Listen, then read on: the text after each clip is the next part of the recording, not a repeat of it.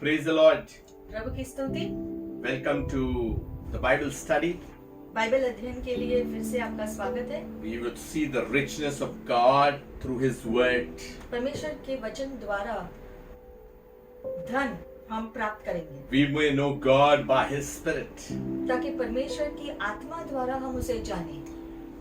Today's message is the man in my mirror. आज का शीर्षक है आईने का मनुष्य। Let me start off with this verse from Romans 3:23. सबसे पहले का वचन हम देखेंगे रोमियो के 3 अध्याय और 23वें वचन। It says, "For all have sinned and fallen short of the glory of God." लिखा गया है कि सबने पाप किया है और परमेश्वर के महिमा से दूर हो गए। Everyone has sinned. यानी कि सारी मानव जाति ने पाप किया। When Adam sinned, the whole of mankind that came out of him were sinners. क्योंकि जब आदम ने पाप किया तब उसके द्वारा सारे लोग जो आए जिन्होंने जन्म लिया सब ने जो पाप में जन्म लिया है। The moment we start looking at the mirror, we start adjusting our hair or the powder that we have put or whatever makeup. We start adjusting to look better. हम जब आईने में देखते हैं तो आईने में देखने के बाद हम खुद को ठीक ठाक करते हैं। आईने के सामने अगर जो बाल खराब है तो बालों को ठीक करते हैं, कपड़ों को ठीक कराते हैं। जो है आईने को देखकर हम अपने शरीर के जो है बालों को, चेहरे को ठीक करते हैं। So the mirror is used to show you your faults and to make corrections. तो आईने का इस्तेमाल हम करते हैं कि अगर कुछ गड़बड़ी है तो हम उसको ठीक कराते हैं। जो गड़बड़ी दिख रहा है उसको ठीक कराते हैं। But the mirror will not erase your faults. It will just show you the faults. लेकिन आईना जो है, आईना खुद हमारी कमियों को निकालता नहीं है, वो सिर्फ दिखाता है कि कमियां कहाँ है। The same thing is with the law. It will show you your faults. वैसे ही व्यवस्था के साथ है कि व्यवस्था भी ऐसे ही हमारी कमियों को दिखाता है, निकालता नहीं। Then we have to do things. Like in the Old Testament, they had to do sacrifices, like the animal sacrifice, the grain sacrifice, the sin sacrifices, offerings that will erase their faults for a temporary period. व्यवस्था जो कमियां दिखाता था, उन कमियों को निकालने के लिए व्यवस्था ने कुछ चीजों का प्रबंधन किया, जिससे व्यवस्था में लिखा गया है कि तुम जो बलि चढ़ाओ या फिर ऐसा करो वैसा करो, ऐसा करने से तुम्हारे पाप धुलेंगे। तो व्यवस्था ने जो दिखाया, फिर उन्होंने जो कहा करने को, वो करने के बाद ही वो शुद्ध होते थे। So in the man in the mirror from Romans 3 verses 9 to 20 onwards. तो आज का शीर्षक आईने का मनुष्य, इस पर सीख लेने के लिए हम जाएंगे रोमियो के 3 अध्याय 9 और 20वें वचन हम जो पढ़ेंगे। We'll take two verses 9 and 10 for now. सबसे पहले 9 और 10 हम देखेंगे क्या कहता है। Let me start off by saying that sin is a universal problem. सबसे पहले हमें जानना है कि जो पाप है वो सर्वव्यापी समस्या है। Verse 9. 9वां वचन, What then? Are we better than they? Not at all. For we have previously charged both Jews and Greeks that they are all under sin. तो फिर क्या हुआ? क्या हम उनसे अच्छे हैं? कभी नहीं, क्योंकि हम यहूदियों और यूनानियों दोनों पर यह दोष लगा चुके हैं कि वे सब के सब पाप के वश में हैं। So verse 9 says that sin touches every race. यानी कि सबसे पहले ये कह रहा है कि जो पाप है वो पूरे जो मानव जाति को छूता है, Whether black or white, चाहे वो सफेद हो या काला हो, whether from this continent or from another continent, चाहे इस जगह से हो या उस जगह से हो, from this hemisphere to another hemisphere. दुनिया के किसी कोने में हो, Sin has touched every race. It touched all mankind because of rebellion by Adam. हम देखते हैं कि आदम के द्वारा जो पाप उत्पन्न हुआ, वो पाप ने सारे मानव जाति को छुआ है, चाहे वो पृथ्वी के किसी भी कोने में हो। So Apostle Paul is saying, are we Jews superior than someone else? इसलिए यहाँ पर लिखा है कि क्या यहूदी लोग क्या दूसरों से ज्यादा उत्तम है क्या? He's saying, no, not at all. We must get the perspective because now Jesus has come. तो कहते हैं बिल्कुल भी नहीं, क्योंकि यीशु मसीह अब आए हैं सभी के लिए। There was a time where God chose his people. एक जो समय था जब परमेश्वर ने यहूदियों को चुना था खुद के लिए। But now it has been extended to all. लेकिन अब परमेश्वर ने सारे मानव जाति के लिए जो है चुनाव भेजा है। Praise God that today we who are Gentiles, we have also the promise.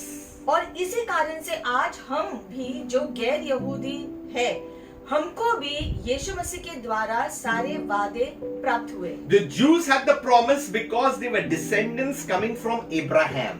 पहले यहूदियों को सारे वादे दिए गए थे क्योंकि वे अब्राहम के वंशज थे। But if you see that God blessed his seed, a big S, that is Jesus. So we are blessed through Jesus. और क्योंकि वचन कहता है कि परमेश्वर ने अब्राहम के उस बीज को जो है स्पर्श किया और वो बीज के द्वारा दूसरों को आशीषित किया, वो बीज यीशु है और इसलिए यीशु के द्वारा सारे मानव जाति जो यीशु को स्वीकार करते हैं सारे उन वादों को प्राप्त करते हैं। So the moment you break a law, there is punishment, there is death. तो जब कोई व्यवस्था को तोड़ता है तो उसका दंड उसको मिलता है, उसकी मृत्यु उसको भोगना पड़ता The है। Bible states the wages of sin is death, but the gift of God is eternal life. इसलिए वचन में लिखा गया है कि जो पाप की मजूरी तो मौत है, लेकिन परमेश्वर का वरदान जीवन और अनंत जीवन है। So today, the Jews as well as the Greek, they are all under sin. तो यहाँ पर लिखा गया है कि यहूदी और गैर यहूदी दोनों ही लोग, मतलब सारे मानव जाति ने जो पाप किया है। Verse 10 says, as it is written, there is none righteous, not one. 10वां वचन कहता है, जैसा लिखा है कि कोई धर्मी नहीं, एक भी नहीं। So what it is trying to say? It is trying to say that no one is truthful, no one is upright. मतलब कि लिखा गया है कि कोई भी जो सच्चा नहीं है, ऐसा कोई नहीं है जो कह सकता है कि मैं हमेशा से धर्मी रहा हूँ। No one can say that he is innocent. कोई नहीं कह सकता है कि मैंने एक निर्दोष जीवन जिया। That's why it says, Jesus says, you shall know the truth and the truth will set you free. इसलिए बाइबल कहता है कि तुम सत्य को जानोगे और सत्य तुम्हें आजाद करेगा। Many people confuse what truth is. They just say the scripture, but they have no understanding of what it is. बहुत लोग इस वचन को यूं ही कह देते हैं, लेकिन इसका समझ उनको होती नहीं है। What is truth? तो ये सत्य क्या है? Truth is the personality of Jesus himself. सत्य का मतलब है कि यीशु मसीह की व्यक्तित्व। Truth carries the principles of God of heaven. सत्य जो है स्वर्ग के सिद्धांतों को लेकर चलता है। It carries the richness of righteousness and favor and the mercy and the grace of God. और परमेश्वर के अनुग्रह के द्वारा उसकी धार्मिकता से जुड़ी हुई बातों को लेकर के चलता है। So when we know Jesus, we are understanding that we are getting all this. और इसलिए जब हम यीशु को जानते हैं तो हम समझते हैं कि सारी स्वर्गीय चीजों से भी हमारा संबंध जुड़ता है। So when it says that there is no one righteous, not even one, that means it touches every religion. Sin can touch every religion. और जब यहाँ पर लिखा गया है कि एक भी व्यक्ति धर्मी नहीं कहला सकता है खुद को, यानी कि लिखा गया कि हर धर्म के लोग दूषित हुए हैं। We may try our best to please God. मानव जाति अपनी ओर से पूरी कोशिश कर रहा होगा प्रभु को प्रसन्न करने के लिए। There are people who are trying to please God, but they are putting their own effort. तो धर्म के द्वारा जो है मानव जाति कोशिश करता है कि अपने कोशिशों से चीजों को ठीक करने की कोशिश, Trying to reach God. परमेश्वर तक पहुंचने की कोशिश अपने परिश्रम से, But they have failed. लेकिन हर कोशिश नाकामयाब होता है। So God has to devise a plan. तो परमेश्वर को ही एक योजना बनाना था। God is a planner. परमेश्वर योजना को बनाता है। He is the designer. He fashioned all things right at the beginning of age. और उसी प्रकार से योजना बनाता है जैसे पहले से ही परमेश्वर ने सारी चीजों का निर्माण का भी योजना किया। So when man came under sin, he wanted to come out of it. तो जब मनुष्य जो पाप में फंस गया, उसके बाद से वो कोशिश करता रहा पाप की पकड़ से खुद को निकालने के लिए। So he took different routes trying to reach God. और इस कोशिश में उसने अलग अलग रास्तों का निर्माण किया और उसमें चले। And he found dead ends. लेकिन हर कोशिश, हर रास्ते के अंत में जो है रास्ता जो बंद होता है। Jesus said, I am the way, the truth and the life. और इसलिए यीशु ने कहा कि मार्ग, सत्य और जीवन मैं हूँ। That means through Jesus is only eternal life. इसका मतलब सिर्फ यीशु मसीह के द्वारा अनंत जीवन मिलेगा। Jesus is not a religion. यीशु मसीह कोई धर्म नहीं लेकर आया। यीशु मसीह कोई धर्म लेकर आया नहीं। He is a person, a true reality. यीशु मसीह एक जो सत्य है, जो इस रास्ते को तैयार करने आया सारे मानव जाति के। In the beginning was the Word. इसलिए लिखा है कि शुरुआत में वो वचन था And the Word was with God. और वो वचन परमेश्वर के साथ था The Word was God. और वो वचन परमेश्वर था। So all things were made through Him, and without Him nothing was made. और इसलिए सारी चीजें उसके द्वारा सृष्टि की गई थी और उसके बिना कुछ नहीं बनाया गया। So if you see in verse 10, it says that sin tarnishes all righteousness. No one is righteous. और इसलिए हर धार्मिकता को कलंकित करता है। So in these two verses 9 and 10, there are three things that need to be understood. तो यहाँ पर हमने देखा कि तीन बातें हैं यहाँ पर 9 और 10वें वचन में। Sin touches every race. सबसे पहले तो पाप हर मानव जाति पर भारी होता है। Sin touches every religion. हर धर्म के ऊपर भारी होता है। And sin tarnishes all righteousness. और पाप हर धार्मिकता को कलंकित करता है। That's why we need the robes of righteousness that comes only through Christ. और इसीलिए जो धार्मिकता के वस्त्र यीशु मसीह के द्वारा आता है वो ही जो है हमारे लिए काम करता है। Hence sin is a universal problem. और इसीलिए हम कहते हैं कि जो पाप है वो सर्वव्यापी समस्या है। It is not a particular place problem. ऐसा नहीं है कि जो पाप एक जगह के लोगों पर ही जो है भारी होता है, ऐसा नहीं It है। is not a particular sect problem. या फिर एक जाति के लोग, ऐसा नहीं है। It is a universal problem. पूरे सर्वव्यापी, पूरे दुनिया के ऊपर, जो विश्व के लोगों के ऊपर ये पाप का बोझ है। That's why the enemy has taken advantage of mankind. और इसी जो पाप का फायदा शैतान लेता है मनुष्य के ऊपर अपना ध्वज टमाने के लिए। The second I want to say that sin is an ugly problem. अब दूसरी समस्या जो पाप है वो बदसूरत समस्या है। Verse 11 says, there is no one who understands, there is none who seeks after God. लिखा गया है यहाँ पर 11वें वचन में, कोई समझदार नहीं, कोई परमेश्वर का खोजने वाला नहीं। That means sin has not only tarnished our religion or righteousness, it has tarnished our senses. मतलब कि जो है ये जो पाप सिर्फ हमारे धर्म या धार्मिकता को ही भ्रष्ट नहीं किया है, लेकिन हमारी इंद्रियों को भी भ्रष्ट किया है। No one has ever really followed God's path. मतलब कि किसी ने भी खुद से परमेश्वर के रास्ते पर पूरी रीति से नहीं चला है। It is God who has laid down the blueprint for man to follow to reach Him. और क्योंकि मनुष्य की सारी कोशिश नाकामयाब होती रही है, इसलिए परमेश्वर ने योजना बनाया, रास्ता बनाया यीशु के द्वारा, ताकि मानव जाति परमेश्वर के साथ संपर्क रख सके। Therefore, Jesus came down from heaven to reach out to man. इसी परमेश्वर की योजना को पूरा करने के लिए यीशु मसीह धरती पर आए थे 2000 साल पहले। Verse 12 says, they have all turned aside. 12वें वचन में लिखा गया है, सब भटक गए हैं, They have all become unprofitable. सब के सब निकम्मे बन गए। They have is none that does good, not even one.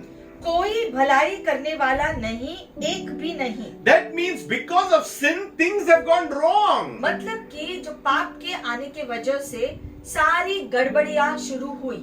No one anywhere has kept on doing what is right, not even one. और धरती पे जिसने भी जो है सामान्य रीति से, साधारण रीति से जन्म लिया है, हर मानव जाति के लोग जो है पाप में उन्होंने जन्म लिया और सारे दूषित हुए। So sin has tarnished our senses. तो जो पाप ने हमारे इंद्रियों को भ्रष्ट किया है, In verse 11 11वें वचन के अनुसार, and in verse 12, sin has tarnished our very souls. 12वें वचन के अनुसार पाप ने हमारे प्राणों को भी भ्रष्ट किया। That means our senses, our thinking, our sight, our hearing. मतलब कि हमारे इंद्रियों को भी भ्रष्ट किया है, जिसका मतलब है कि हमारा देखना भी जो है उससे भी जो पाप जुड़ा है, हमारे जो सुनने में भी पाप जुड़ता है, हमारे सोच में, इसलिए जो भी हम करते हैं सब में जो है हम जो पाप करते हैं। No matter how we color our hair, dye our hair, put a makeup or do whatever one, if there is sin, it will always crop up because it has an ugly face. और अगर हम जितना भी जो makeup करा ले खुद के कमियों को ढाकने के लिए, पाप होने की वजह से जो है सारे बुरी चीजें अंदर ही रहेंगी। That's why the law shows you the sin, but it cannot erase it. जैसे हमने कहा, व्यवस्था कमियों को दिखाएगा कि ये कमियां है, लेकिन वो निकालता नहीं है। Then it says in verse 13 and 14, together we will take it. फिर 13 और 14 It says, their throat is an open tomb. With their tongues they have practiced deceit. The poison of apes is under their lips. उनका गला खुली हुई कब्र है, उन्हीं ने अपनी जीभों से छल किया है, उनके होठों में सांपों का विष है। Now, in verse 14 says, whose mouth is full of cursing and bitterness. और उनका मुंह श्राप और कड़वाहट से भरा है। These are very strong words used by Apostle Paul in Romans. हम देखते हैं ये शब्द जब हम इनको जो पढ़ते हैं तो बहुत ही जो सख्त शब्दों का इस्तेमाल किया गया है, रोमियों की कलीसिया को जो है कह रहे हैं कैसे ये सारी चीजों को अपने से दूर करना जरूरी है। Earlier it said sin had tarnished our senses. पहले जैसे हमने कहा कि पाप ने हमारे इंद्रियों को भ्रष्ट किया है, Sin has tarnished our souls. हमारे प्राणों को भ्रष्ट किया है पाप ने। Now sin has tarnished our speech. अब पाप ने हमारी भाषा को भी भ्रष्ट किया। It's speaking about our throat. There is an open tomb. लिखा गया है कि हमारा गला खुला हुआ कब्र जैसा है, It's foul with foul words, क्योंकि गलत भाषा मुंह से निकलता है, abusive words, गलत बोली मुंह से निकलती है, negative words, नकारात्मक शब्द निकलते हैं, words that curse people. ऐसे शब्द निकलते हैं जिससे दूसरों को हम श्राप देते हैं, It is full of filth. और कचरा से भरा हुआ है। So it's so bad that it says our throat is like an open tomb. The comparison of a tomb to an open throat. और इसलिए लिखा गया है यहाँ पर हमारा मुंह खुला हुआ कब्र की तरह, हम जाते कि कब्र से जो है जो बदबू आ सकती है, और खुला हुआ कब्र के बदबू के अनुसार ये सारे जो है शब्दों का तुलना किया गया है जो हमारे मुंह से निकलता है, गलत चीजें। On one side we are praising God, in the one side we are cursing man. मतलब कि उसी मुंह से हम प्रभु की स्तुति भी करते हैं, उसी मुंह से हम गाली गलौज भी करते हैं। This is because our soul had been tarnished earlier. That means our thought pattern, our thought life. ये जो है तब होता है जब हमारा सोच जो है हमारा जीवन जो पाप की वजह से भ्रष्टता में है। And therefore our tongues keep speaking lies. और तब हमारी जीभ झूठ बोलता रहता I है। always say excuse is not the truth. जैसे हम कहते हैं कि जब आप बहाने देते हैं तो ज्यादा करके वो झूठ होता है, वो सत्य नहीं There होता। is either lies or there is truth. या तो हमारे शब्दों में सच्चाई होनी चाहिए या झूठ होगी। Where does excuse lie? तो बहाना ज्यादा करके क्या होता है, सच या झूठ? Excuse is lying more towards the lying part. हम जब बहाने देते हैं किसी भी चीज के लिए तो वो बहाने ज्यादा करके झूठ की तरफ होता है। There could be exceptionally an excuse could fall in the truth if it's genuine and sincere. हाँ, हो सकता है कि कुछ जो हम जो बहाने देते हैं हो सकता है कि जो सत्यता में हो सकता है ऐसा।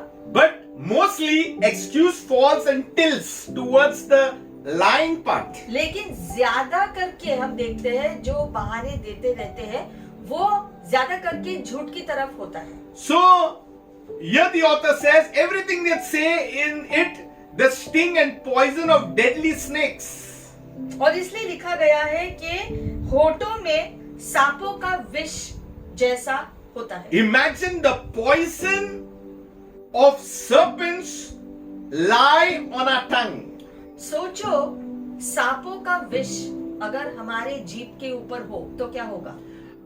Many times I say we need to know how to use our tongue because our tongue has no bone. इसलिए हमें ध्यान देना चाहिए कि हमारी जीभ से क्या निकलता है, क्योंकि हमारे जीभ में कोई हड्डी नहीं है तो हम बोलते रहते हैं। And we need to zip up.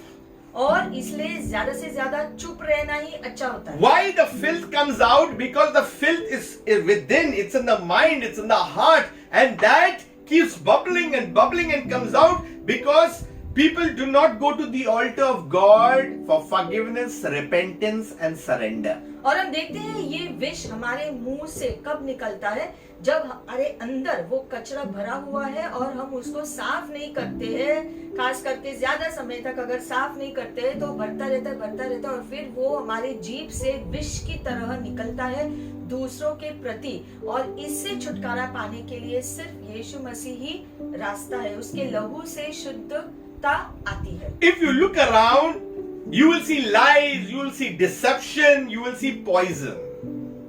ऐसे ही चारों तरफ अगर हम देखेंगे तो लोग झूठ बोलते हैं, धोखा देते हैं और ऐसा ही विष उनके मुंह से निकलता रहता है। You will see wickedness, you will see cursing. चारों ओर दुष्टता दिखाई देती है, श्राप लोग देते रहते हैं एक दूसरे को, ये दिखाई देता है।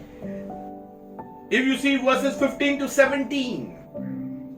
15वीं वचन से 17वीं वचन में हम अब पढ़ेंगे। Once our speech is tarnished, even sin has tarnished our steps. उनके पाप लोहू बहाने को फुर्तीले हैं। Their feet are swift to shed blood. Destruction and misery are in their ways. उनके मार्गों में नाश और क्लेश है। And the way of peace they have not known. उन्होंने कुशल का मार्ग नहीं जाना। What is the meaning of all this? ये सब का मतलब क्या है? It's mean that people are quick to kill. इसका मतलब ये लिखा गया है कि लोग दूसरों की हत्या करने में जल्दी से करते हैं। They have become corrupt. मतलब कि वो भ्रष्ट हो चुके हैं। There's anger, क्रोध उनके अंदर है, envy and jealousy and strife. जलन और घमंड, ये सारी चीजें उनके अंदर है। Hating anyone who disagrees with them. और अगर कोई आपसे सहमत नहीं है तो उनसे वो नफरत करते हैं। People are become non-teachable. और लोग दूसरों से सीखना नहीं चाहते। Wherever they go, they leave a misery and trouble people behind them. और फिर अपने आसपास के लोगों को दुखित करते हैं। So they are troublemakers. यानी कि ये सारे अगर गलत चीजें अंदर है तो बाहर जो वो काम करते हैं उसमें गड़बड़ियां होंगे। Jesus has said my peace be upon you. और इसलिए यीशु ने कहा कि मेरी शांति तुम्हारे साथ हो। He has granted peace for us to become peacemakers. Blessed are the peacemakers. यीशु ने अपनी शांति हमें दी है ताकि हम शांति को ले आ सके हमारे चारों ओर। It says about people who have never known what it is to feel secure or enjoy God's blessings. और लिखा गया है कि लोग जानते नहीं हैं कि सुरक्षा को कैसे पाए, परमेश्वर की आशीषों को कैसे पाए। They have only one idea that if you have money, that is a blessing. लोग सोचते हैं कि बस अगर मेरे पास बहुत सारा जो पैसा हो तो मैं आशीष में जी रहा हूँ। You are secure in life, that is a blessing. It is defined like that. दुनिया के लोग ऐसे जो है सोच रखते हैं कि अगर मेरे पास दुनिया का धन है तो मैं संतुष्ट हूँ। Do we mean to say that the apostles, when the early church started, there was such persecution, they had not much money, they had not much many things. Do we say that they were not blessed? इस हिसाब से अगर हम सोचेंगे तो पौलुस प्रेरित और शुरुआती कलीसिया के सारे प्रेरितों ने जब सुसमाचार बांटा तो उनके पास जो है कोई धन दौलत लेकर वो नहीं जाते थे जगह जगह, उनके पास कोई पैसे नहीं थे। तो इसका मतलब क्या जो है वो लोग संतुष्ट नहीं थे, आशीषित नहीं थे?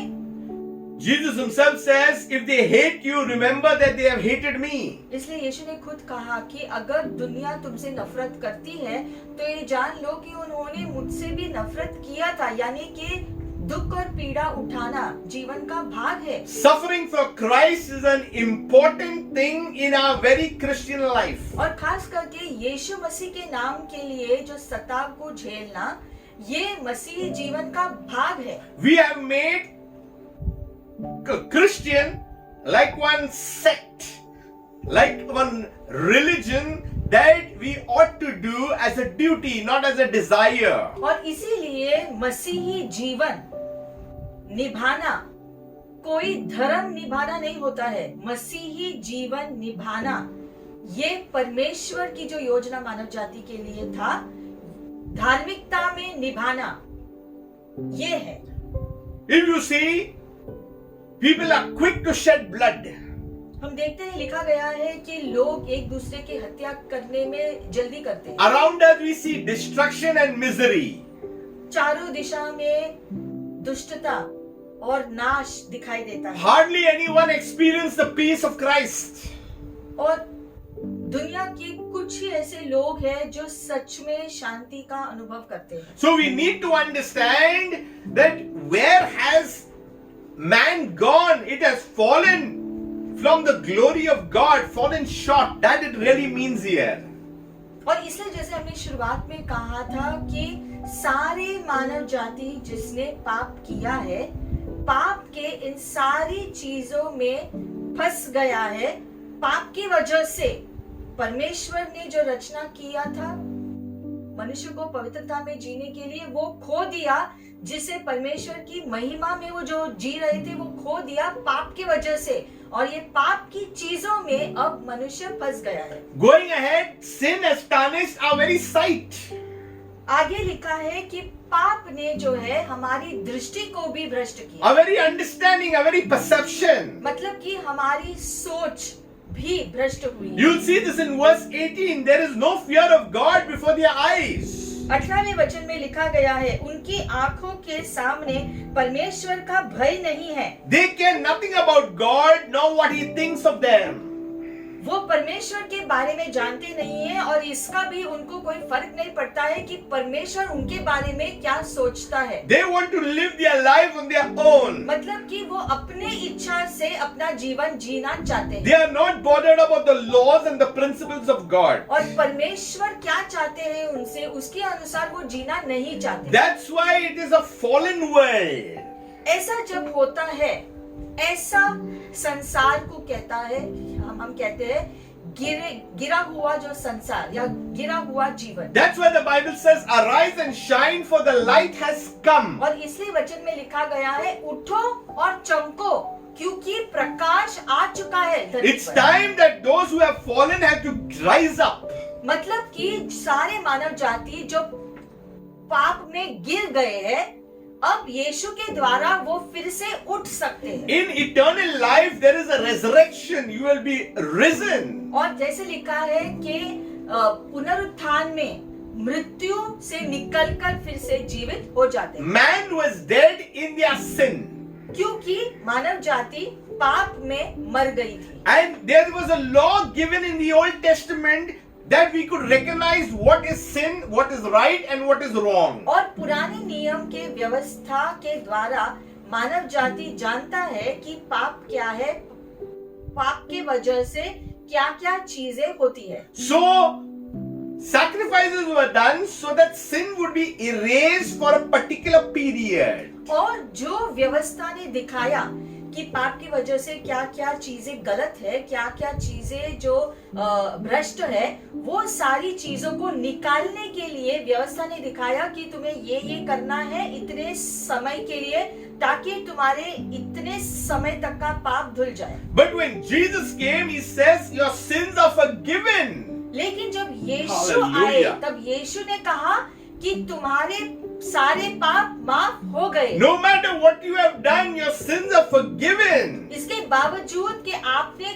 जो कोई भी जो पाप किया हो, क्षमा मांगने से यीशु के लहू के द्वारा तुम्हारे सारे पाप माफ हो गए। Only the maker can say that, has the authority to speak it.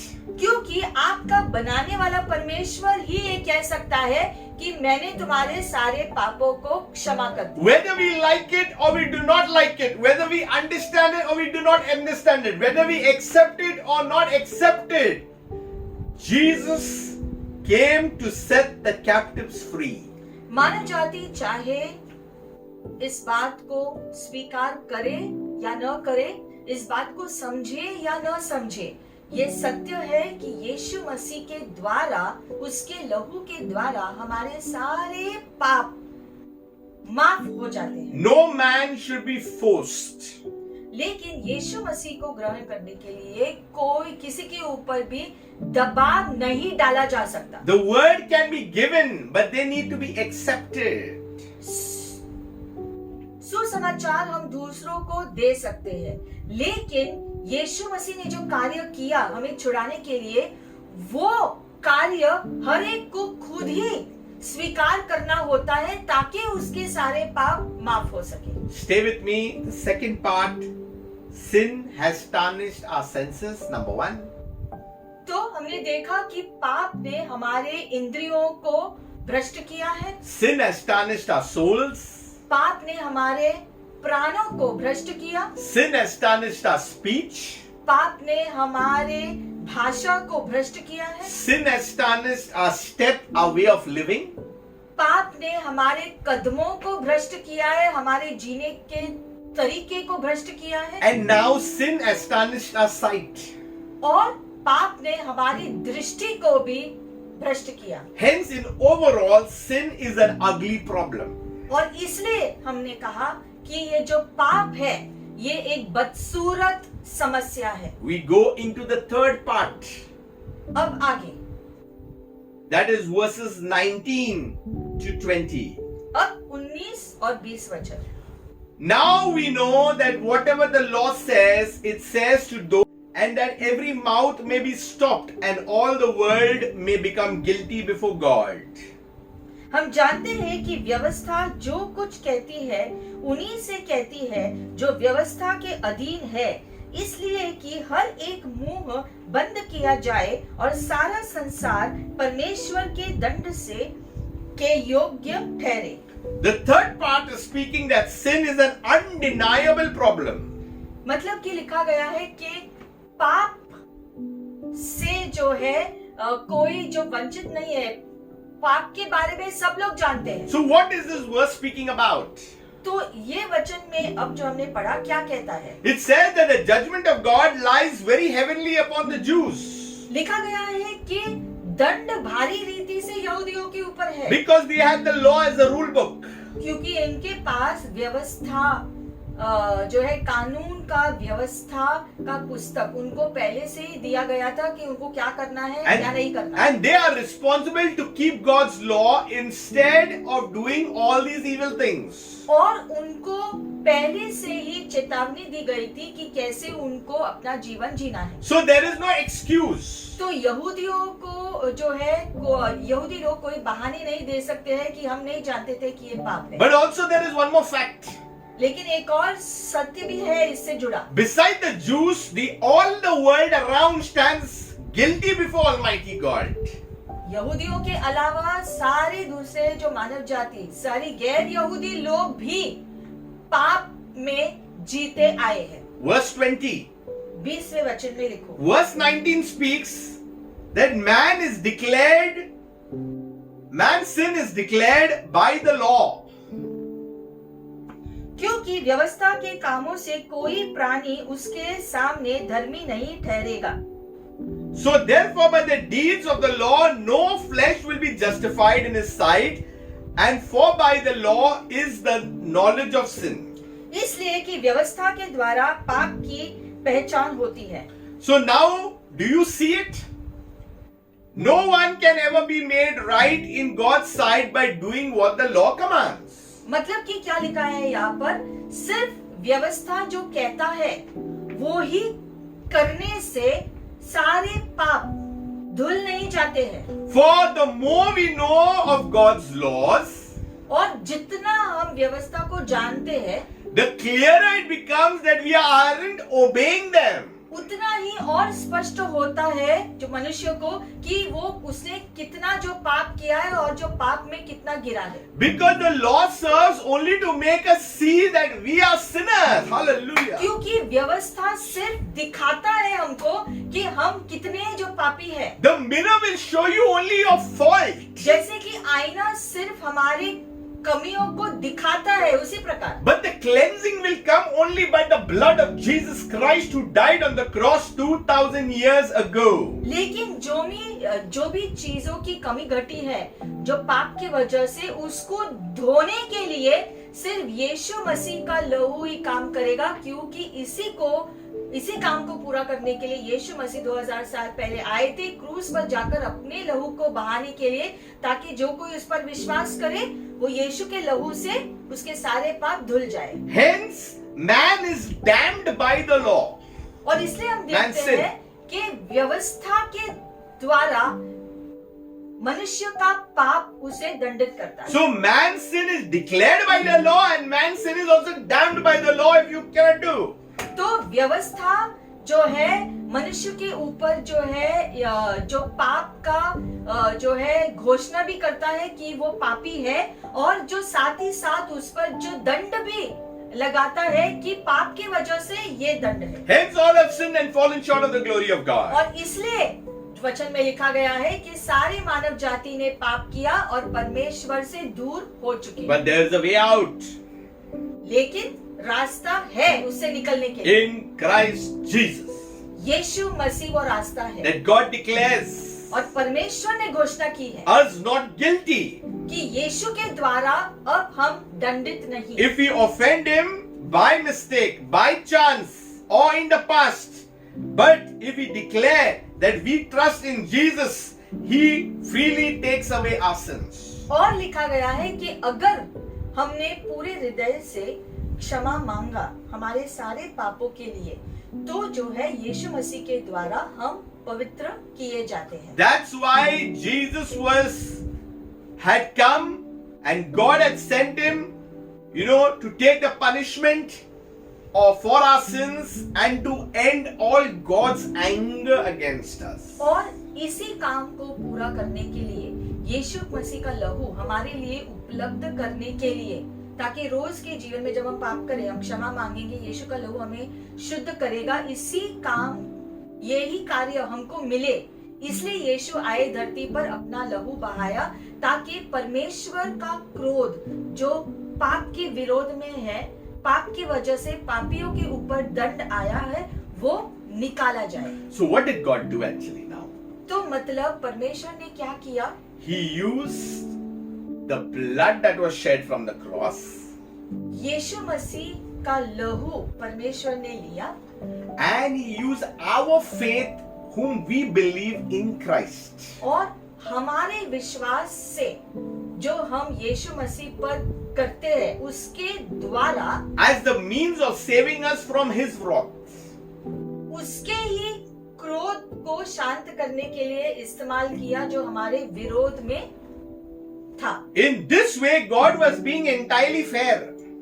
इस प्रकार से परमेश्वर पूरी रीति से न्यायी ठहराते हैं। Even though he did not punish those who sinned in former times, और हालांकि पहले के लोगों के ऊपर जो है उन्होंने जो दंड नहीं लगाया, he was looking forward to a time when Christ would come and take away all those sins. क्योंकि उसने योजना बनाई कि आगे यीशु मसीह के द्वारा सारे मानव जाति को पाप से धोने का रास्ता निकाला जाए। That's why when we sin, और इसलिए जब हम कभी भी जब जो पाप करते हैं, we come to God in the name of Jesus. यीशु मसीह के नाम से हम परमेश्वर के सामने आते हैं, We repent. हम क्षमा मांगते हैं दिल से प्रभु को, We ask for forgiveness. सारे पापों से जो है हम क्षमा मांगते हैं, हम जो पश्चाताप करते हैं, And we surrender once again. और हमारा जीवन पूरी रीति से परमेश्वर के सामने समर्पण करते हैं। God forgives us. ऐसा जब हम हृदय से करते हैं तो परमेश्वर विश्वसनीयता में हमें क्षमा करता है, And the love of God is deposited into us hearts. और परमेश्वर का प्रेम से वो हमें भरता है। So God is a good God. तो हमारा परमेश्वर बहुत भला परमेश्वर है। The man that you look in the mirror can be changed only by the power of Jesus Christ. और जिस मनुष्य को आप आईने में देखते हो वो पूरी रीति से बदल सकता है यीशु मसीह के द्वारा ही। It's good to look good. It's good to put up some good, nice facial. It's good. It's all that good. खुद के शरीर का ध्यान रखना अच्छा है, अच्छा दिखने के लिए, But God always works more in the inside. लेकिन परमेश्वर हमारे अंदर कार्य ज्यादा करना I've got चाहता good news. है। इसलिए अच्छी खबर ये है God is continuing to beautify His people. कि परमेश्वर सारे लोगों को सुंदर बनाना चाहता है। Christianity is not a religion. फिर एक बार हम दोहराते हैं कि मसीही जीवन कोई धर्म नहीं है। We are followers of the one true God who made us. हम उस एक परमेश्वर का पीछा करते हैं, उसके साथ संपर्क रखते हैं जिसने हमें बनाया। The moment we say religion, we make parts. लेकिन जब हम धर्म शब्द का इस्तेमाल करते हैं तो लोगों के बीच जो बटाव जो पैदा करते हैं। God has loved the whole world. लेकिन वचन कहता है परमेश्वर ने पूरे जगत के लोगों से प्रेम किया That He gave His only begotten Son. और सारे मानव जाति के लिए उसने अपना इकलौता पुत्र भेजा, That whosoever believes in Him shall not perish but have eternal life. ताकि जो कोई भी उस पर विश्वास करे वो नाश नहीं होगा लेकिन अनंत जीवन पाएगा। God bless you. परमेश्वर आपको आशीषित करे। Continue to mature in Christ. यीशु मसीह में और परिपक्व होते जाओ। The man in the mirror, वो व्यक्ति जो आईने में है, the real mirror is the Word of God. वो सच्चा आईना परमेश्वर का वचन है It does the cleansing from within. जो हमारे अंदरूनी मनुष्य को पवित्र बनाता है। God bless you. परमेश्वर आपको आशीषित करे। Until we meet for the next Bible session. और अगले बाइबल अध्ययन के लिए हम मिलेंगे। Share it with people. आज का ये शिक्षण दूसरों के साथ भी जो बांटो ताकि वो भी आशीष को पाए। Subscribe to the channel. हमारे चैनल को सब्सक्राइब भी करना Be blessed. और आशीषित हो All जाए। for His glory, honor and praise. सारी उसकी महिमा, उसकी स्तुति और उसकी आराधना के लिए। Shalom and Amen. Shalom, amen.